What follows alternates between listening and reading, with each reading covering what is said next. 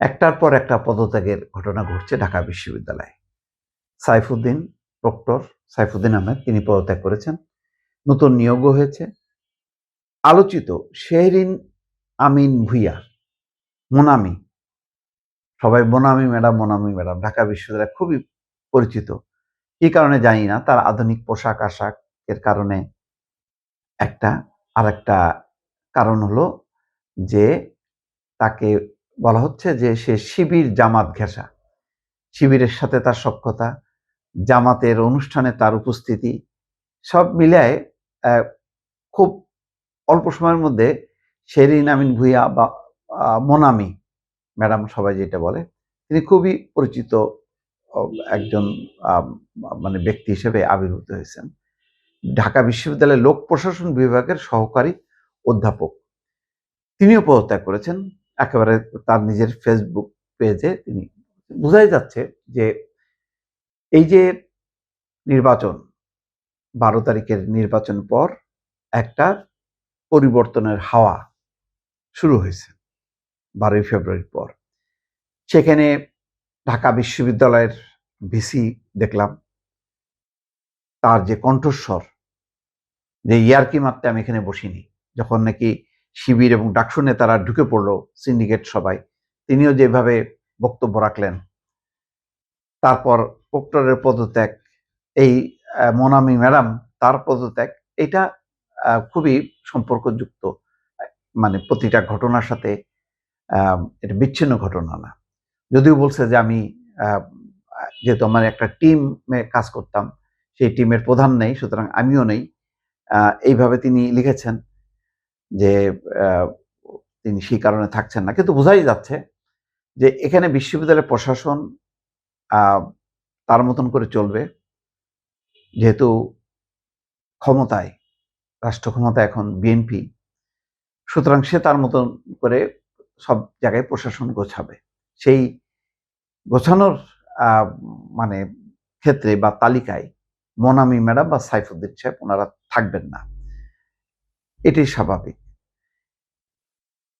এখানে একটা বিষয় বলা দরকার যে দেখেন, এটাও আমাদের দুর্ভাগ্য যে প্রক্টর, সহকারী প্রক্টর, প্রশাসন, ভিসি, এরা সবসময় আগে এক সময়, আমরাও যখন নাকি এরশাদ বিরোধী আন্দোলনের সময় ছাত্র হিসেবে অধ্যয়ন করেছি বিশ্ববিদ্যালয়ে, তখন প্রক্টর কোন দলের, ভিসি কোন দলের, এগুলি আমাদের মাথায় কোনোদিনও কাজ করেনি। এবং তারা কখনোই, তারা বিএনপি প্রভাবিত বা মানে আওয়ামী লীগ প্রভাবিত আমরা এটা দেখি নাই।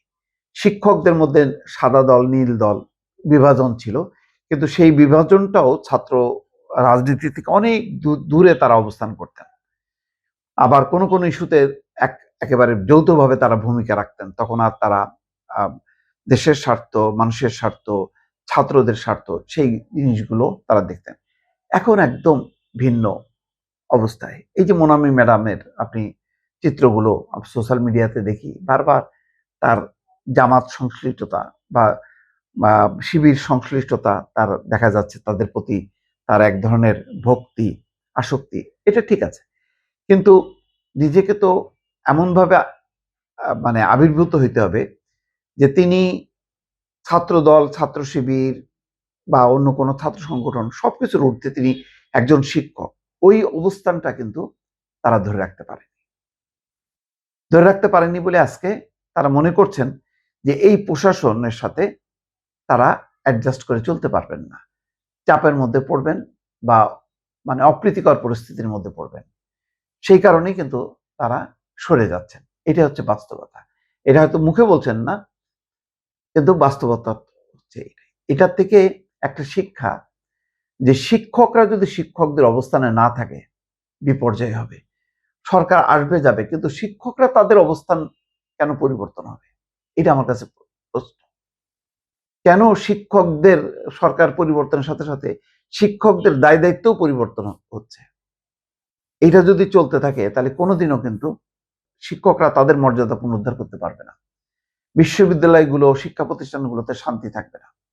আজকে যারা দায়িত্ব নিল, প্রক্টর বা সহকারী প্রক্টরের দায়িত্ব নিলেন বা ভিসির দায়িত্বে আসলেন, তারাও রাজনৈতিক সরকারের অধীনে তারা কতটা নিরপেক্ষভাবে ন্যায়ের পক্ষে থাকবেন, এটাও তাদের জন্য চ্যালেঞ্জ। সেটা যদি না করে তারাও যদি দলবাজি করতে থাকেন, তাহলে একদিন কিন্তু তাদেরও আবার ওই পরিস্থিতি হবে। রাজনৈতিক পট পরিবর্তনের সাথে সাথে তাদের চেয়ারও উল্টে যাবে এবং মানে ছাত্রদের কাছ থেকে তারা সম্মান পাবে না। আজকে দেখেন সেই ভাবমূর্তি শিবির, তারা প্রথমত হলো যে দলীয় রাজনীতি চলবে না বলে এই 5ই আগস্টের পর একটা আওয়াজ তুললো, ছাত্র দলকে রুখে দিল তারা বিশ্ববিদ্যালয়ে। তারা জয়যুক্ত হবার পর এমন এক রাম রাজত্ব সেখানে কায়েম করলো, যেখানে এখন অতিষ্ঠ, এখন সাধারণ ছাত্রদের থেকে কিন্তু তারা বিচ্ছিন্ন হয়ে গেছে। আমি ইডেনেও দেখলাম কয়েকটা কাটিং, দেখি যে ছাত্র রাজনীতির বিরুদ্ধে হিজাব পরা মেয়েরা, কিন্তু ঠিকই যদি ওখানে নির্বাচন হয় দেখবেন ওই হিজাব আলারা আগে শিবিরে সিল মারতেছে।